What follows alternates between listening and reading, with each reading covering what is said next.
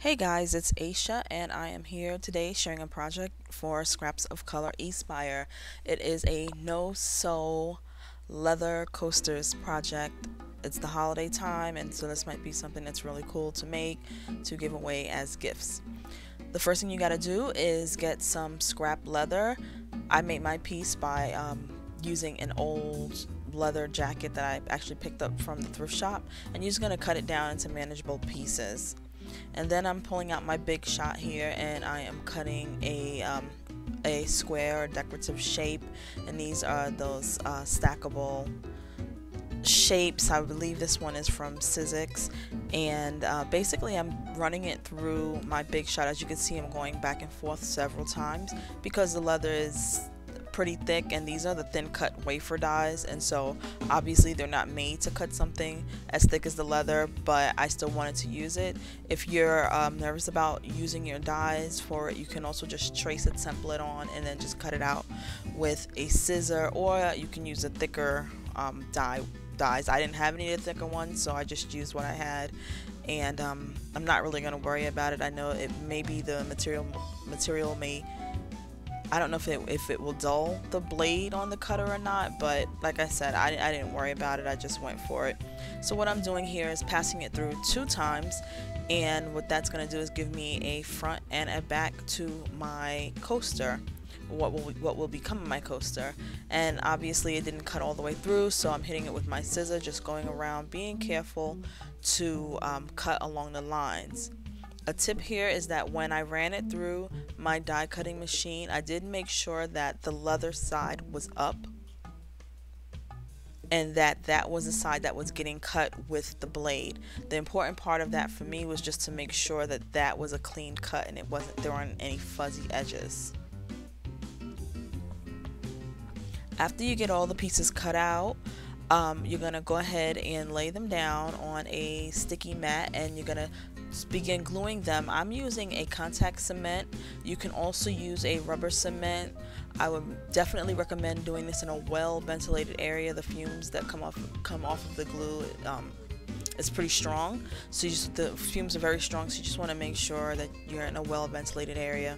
And what I'm doing here is painting on the adhesive, and once I get all of the surfaces painted, I'm going to let them sit for about maybe 8 minutes or so, 8 to 10 minutes, and just kind of let it dry to touch. It might even be less than that, depending on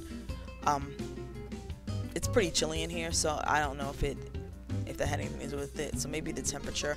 But anyway, about 8 to 10 minutes, and it should be pretty dry to touch. As you can see, I'm touching it without it sticking too badly to my hands.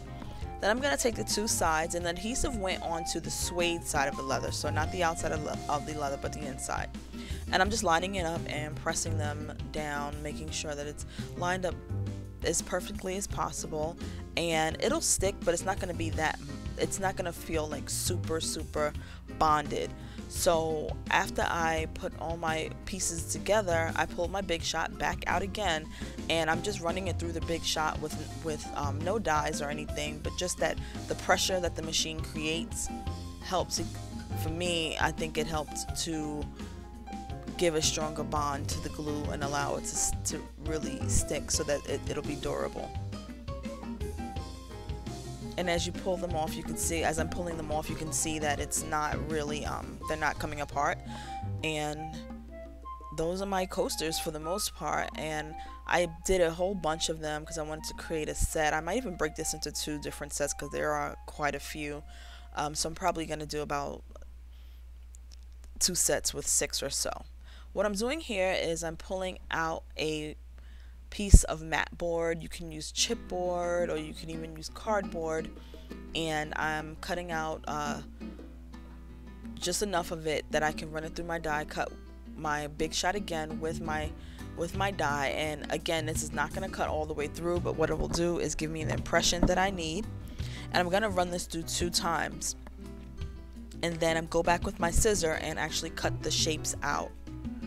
And this part of the project is really optional, but I wanted something so that the coasters have something to sit on, and it has a packaging to it.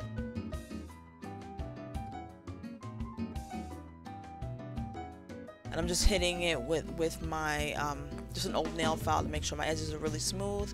And then I have some elastic ribbon or elastic tie, and I'm just kind of measuring it out to see how much of it I need so that it can go around. And right here I can actually just cut it off, tie it into a knot, and wrap it around the outside, and that would be fine. But I wanted to go the extra mile, and so I'm actually stapling it onto one piece of my cutout mat board.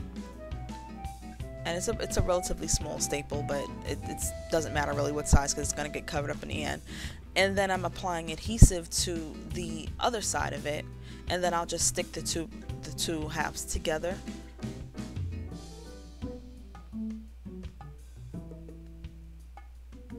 And try to line it up as much as possible. Squeeze it nice and tight, remove any extra glue that might be sticking out. And then I'm going across the edge with a black paint pen, and that's just to make sure that the edges are nice and solid in color and that there's not that white border. And in here I'm just cutting a piece of cardstock to cover up those staples, and that'll just be on the bottom, but I just thought it presented a little bit neater without seeing those visible staples. So now I'm stacking my coasters into it, but as you can see I did not measure properly, and so my elastic was too long, and so I just tied it in a knot.